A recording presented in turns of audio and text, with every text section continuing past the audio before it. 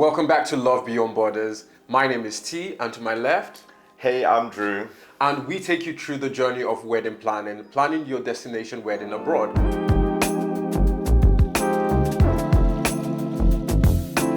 Today, the main thing we're going to cover is personalizing your wedding. We had so much that we wanted to talk about when it came to this particular topic. Personalization is huge for your wedding day. It's your one special day, and there's so many things that you can customize and make your own. So we're going to talk through the journey of taking an idea from here into the reality of your wedding day experience. Everything from building mood boards to briefing vendors to finding harmony in the ideas you and your partner have. We're going to cover it all in this two-part series. To start with sort of personalizing your wedding, the main thing you have to think about is aesthetic. What is the physical representation you want people to see from your wedding? And for us, we had key factors. We wanted to show opulence. We wanted to show wealth. I think because this was almost like a reintroduction to society in a way, because your wedding day is basically you telling everybody, this is my partner and we're introducing ourselves to you. So outside of all of that, we wanted people to feel the warmth and loving energy throughout the whole day. And we did this through various means, which we'll talk about today. So what were some of our influences for how we decided to choose aesthetics? Okay, so for us, there were three main things that influenced our wedding. As with everyone, we are highly influenced by the TV and the media that we consume. So I'm gonna have to give it up for my girl, Issa Rae, because that wedding at the end of Insecure with Molly, oh, sublime. So that was definitely the number one reference, or one of the top three references we had for our wedding. Number two was definitely inspiration from our friends. So I would say think about weddings that you have attended, whether that be from friends or from family. What are some of the elements from that wedding that you can bring into your own? What are some of the parts that you would take that represent you and are authentic to you? And what are some of the parts that you will discard?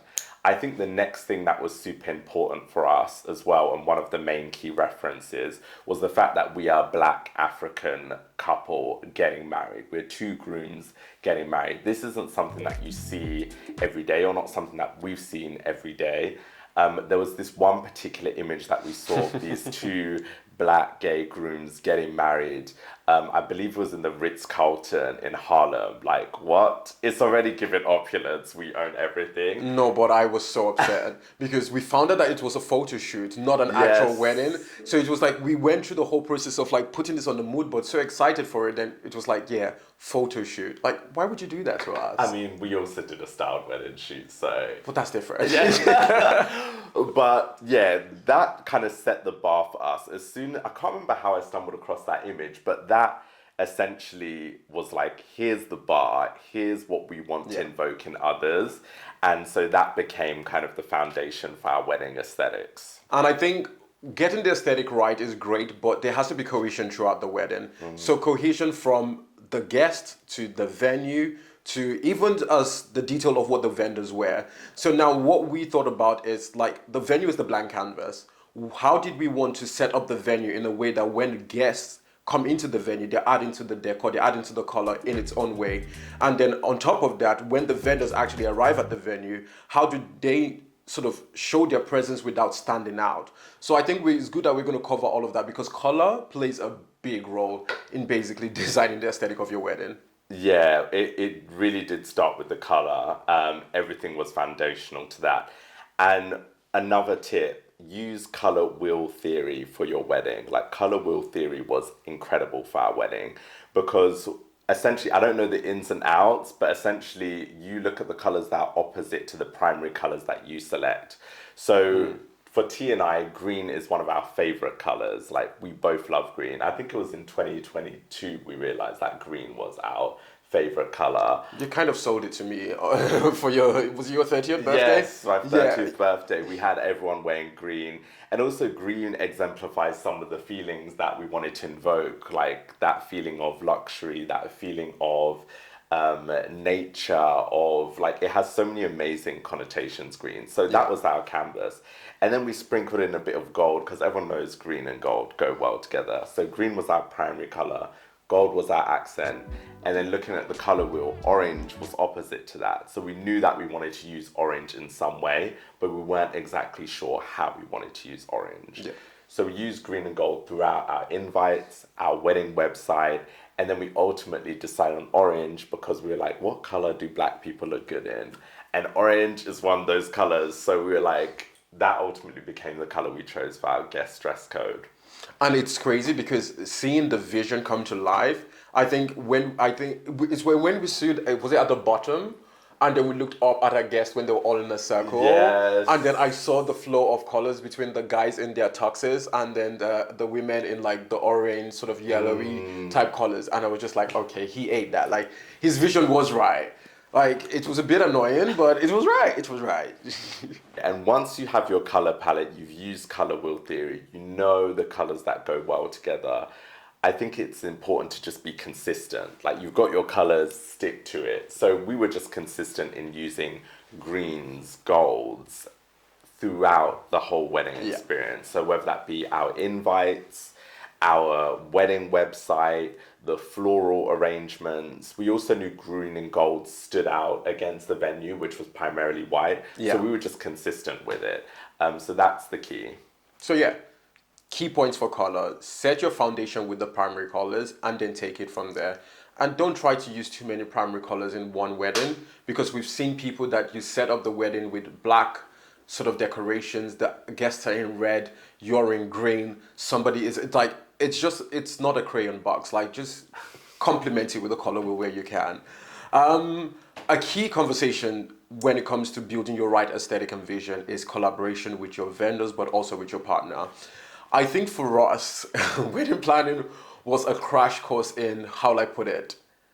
A crash course in teamwork, because you feel like you can work with your colleagues, you're good at teamwork, but when it comes to wedding planning, you're doing it in the morning. You go to work, all you're thinking about is all the things you have to plan. You come back from work, before you even talk about your day, it's like, oh yeah, did you send the email to this person, send to that person? And I think one thing we realized early on is that collaboration was key. And I think it's because you had a conversation with one of our friends regarding this, didn't you? Yeah. So one of our friends, one of the friends who actually had an amazing wedding the year before that, heavily influenced our own wedding, and she came on board as a consultant working with us on everything from the aesthetics to the creative. One time we were having a disagreement about something. Disagreement is a light word. We were arguing. We stopped talking about the wedding. To be, politically correct. So we were having like a disagreement over something to do with the wedding. And I decided to take a walk. I was like, you know what, I'm just gonna take a walk, get myself out of the house and just like think things through properly. And I decided to give our friend Faye a call. And she gave me some incredible advice. She was basically like, you two have to understand your roles and you have to play your roles and you have to divide up this wedding into different tasks and just make sure you're both using, like, what are your skills, what are the things that you both love to inform what you're doing, and just trust the other person to take the lead on those things. And from that day on, I think we definitely made the choice that I was the aesthetic visionary one and T was the negotiator. Very true. I think the budget planner.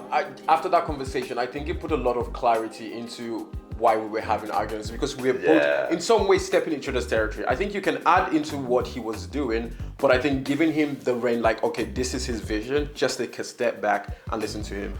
So with that, the key thing here is collaboration. Look at your partner almost as a colleague. You know their strengths, you know their weaknesses. Assign them the task. You both sit down and assign each other the task that this is what I believe you're good at. You take this. This is what I believe I'm good at. I'll take this. Negotiation was my thing. Basically, Andrew wanted, if you've been to the Renaissance Beyonce tour, Andrew wanted that level of production. And for me, we did not have that budget. So it's like, how do I get his vision of that Renaissance tour with the budget we had? And I think we worked very well on that, because I would argue with every vendor, when they reached out, it was like, it's great, that's your price, but what can we do to get that down? Yeah, and I'm so glad that you did, because I would have ended up just paying whatever it was that they said at the first instance. And I think a big part of collaboration is your vendors. Like, your vendors are part of this team. So you have to make sure that they're all on the same page and all have a clear understanding of your vision and how to execute on your vision. Yeah, That was very important. And I think another thing with the vendors is like you have to meet them in person. I think the idea of leaving everything to your wedding planner. So for example, you've told your wedding planner this is exactly how you want the florist to do the flowers, or this is how you want the musicians to present themselves. It's great that you've said that to your wedding planner, but you have to realize your wedding planner is not in your head. So it's Chinese whispers. So in as much your wedding planner is going to speak to the vendor, they might not deliver your vision to the fullness of what you want. And I think we benefited from speaking to all our vendors. So I think the day before our wedding, or was it? No, when we went to do the wedding venue viewing, all the way, like 2 months before the wedding, we saw the florist. And Andrew basically sat down with the florist and they went, I think they spent like about a good 45 minutes creating a mood board of exactly everything they wanted from beginning to end. And we did the same with the artist. We got them to send us samples of the songs that we wanted them to play. We had direct contact with all our vendors. We did not leave anything to the wedding planner to do themselves. And I think that paid off a lot. Yes, and a big part of that is documenting your ideas. So like making sure you have a paper trail of the things that you are recommending to the vendor.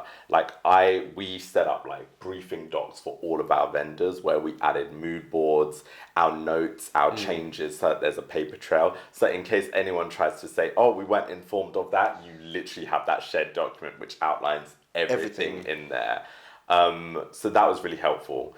And another tip, don't be afraid to allow your vendors to get to know you beyond the service that they're delivering. One of our vendors, our photographer, actually sent us a questionnaire, which was amazing. It was like this in-depth questionnaire with maybe 20 plus questions that asked us about who we are, what we're interested in, what our hobbies are, what media do we consume. It helped her to build like a broader picture of who we are and our tastes. And I think that heavily informed the service that she gave to us because she understood the world that we sat in. She understood the aesthetics that we are part of, and that helped her create the aesthetic for our wedding. And another key part of working with vendors is creating mood boards, which is actually a process I learned to love through our wedding. So we mainly use Instagram, but mainly Pinterest to create our mood boards. And there really is an art to creating good mood boards, something that I realized throughout this process. So first tip is categorization. So the way we did it is we categorize our mood boards based on the vendor. So we had one mood board for the florist, we had one mood board for the photographer, one mood board for the videographer. We even had mood boards for the dress code for guests. And then we had mood boards for our wedding outfits as well. Some mood boards can be personal, but I think it's just really important to just categorize your mood boards.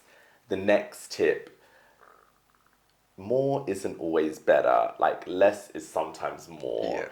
And some of these algorithms on Pinterest, they encourage you to continue just amassing more images and more reference images into your mood board. You don't need to do that because sometimes by adding more images, you actually dilute the message of what you're trying to achieve and it can confuse your vendors, which you don't want to do. So keep your mood boards concise. A mood board with just 5 images can be just as strong as one that has like 30 plus images, right? Think about albums. Albums with 20 plus songs, really? And I would say that they're all my tips. Less is more, categorize your mood boards, but the importance of mood boards can't be understated. Like it really provides a visual reference to communicate what it is you want to achieve. And I think it worked amazingly with our florist. So again, using the color wheel, green, gold and white were our predominant colors for our florals. We created a really focused mood board and we'll put up an image of like what was seen on our mood board versus what our florist delivered, and she understood the assignment perfectly. Yes, I think that thinking about it now, how mood boards helped our wedding, I think it would have gone a long way when I was also wedding planning for other people, because I think that the vision when you talk about it and describe it is different. You did that. Wow, you've had many lives. Many lives. I think that mood boards really just allows you to. It's like the vision seen on what do you call it, on screen, not in reality, and that still holds a lot of power because if you think about it, it comes from different stages. You speak to somebody as to what you want, but then in their head, they can be creating their own whole nother image of what that looks like. Whereas you show them on screen, putting pictures together, videos together, they're like, oh, I get a better idea.